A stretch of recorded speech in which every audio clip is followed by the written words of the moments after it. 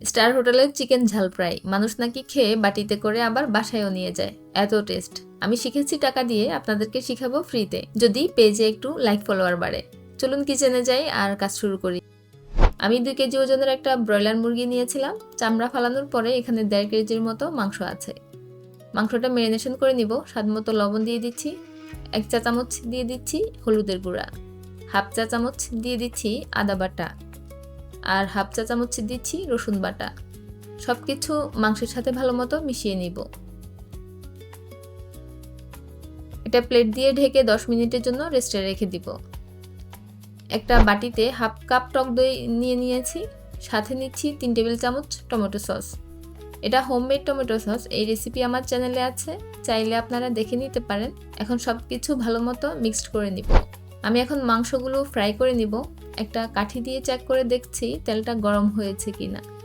কাঠির চারপাশে যদি বাবলস দেখা যায় তখন বুঝতে হবে মাংস ফ্রাই করার জন্য তেলটা রেডি। এক এক করে মাংস টুকরোগুলো গরম তেলে দিয়ে দিব। 2 থেকে 3 মিনিট এক পাশ ভেজে নিব। এরপরে মাংসগুলো উল্টিয়ে দিব। 5 থেকে 6 মিনিট ধরে উল্টে পাল্টে মাংসগুলো ভালো মতো ভেজে নিব। না ভেজেও মাংস রান্না করা যাবে, বাট যেহেতু ব্রয়লার মুরগির মাংস ভেজে রান্না করলে মাংসের টেস্টটা সেই লেভেলে চলে যায়। এই একই তেলে দিয়ে দিচ্ছি 1 চা চামচের মতো আদা বাটা, 1 চা চামচ দিচ্ছি রসুন বাটা। তেলের মধ্যে রসুন আর আদা বাটা ভালো করে ভেজে নিব। এতে করে আদা রসুনের কাঁচা গন্ধটা চলে যাবে। আদা রসুন ভেজে নেওয়ার পরে দিয়ে দিচ্ছি রেডি করে রাখা টক দই আর টমেটো সসের মিশ্রণটা। এই মিশ্রণটা 5 মিনিটের মতো সময় নিয়ে তেলের মধ্যে ভেজে নিব। এখন দিয়ে দিচ্ছি 1/2 টেবিল চামচ গরম মশলার গুঁড়ো, 1 টেবিল চামচ দিচ্ছি লাল মরিচের গুঁড়ো, 1 চা চামচ দিচ্ছি ভাজা জিরার গুঁড়ো, 1/2 চা চামচ দিলাম কাশ্মীরি লাল মরিচের গুঁড়ো, সুন্দর একটা কালারের জন্য। এইসব মশলা তেলের মধ্যে ভালোভাবে কষিয়ে নিব।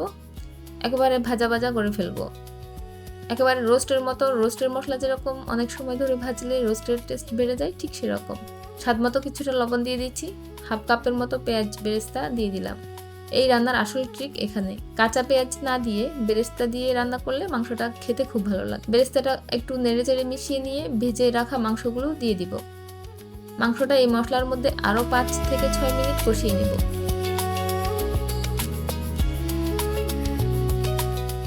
এরপর 2 কাপের মতো গরম পানি দিয়ে দিলাম মাংসটা ভালোভাবে সিদ্ধ হওয়ার জন্য। অবশ্যই এখানে গরম পানি ইউজ করতে হবে, কোনোভাবেই ঠান্ডা পানি দেওয়া যাবে না। চুলার আগুন মিডিয়াম থেকে লোয়ের দিকে রেখে ঢাকনা দিয়ে মাংসটা সিদ্ধ হওয়া পর্যন্ত অপেক্ষা করব। 5 মিনিট রান্না করার পর ঢাকনাটা উঠিয়ে নিচ্ছি। মাংসটা সিদ্ধ হয়ে আসছে প্রায়। 7-8টা কাঁচামরিচ দিয়ে দিলাম। 2 চা চামচ চিকেন পাউডার দিয়ে দিলাম। আপনাদের হাতের কাছে দিলে দিবেন, না থাকলে না দিলেও সমস্যা নেই। এখন সবকিছু মিশিয়ে নিয়ে আবারও ঢাকনা দিয়ে 2 মিনিট রান্না করে নিব। আমি একটা জিনিস দিতে ভুলে গিয়েছিলাম, সাদা গোলমরিচের গুঁড়ো 1/2 চা চামচ দিয়ে দিলাম। এরপর 2টা পেঁয়াজ বড় বড় করে কেটে পাপড়িগুলো আলাদা করে দিয়ে দিচ্ছি। এখন দিয়ে দিচ্ছি ডায়মন্ড শেপে কাটা ক্যাপসিকাম, লাল আর সবুজ ক্যাপসিকাম।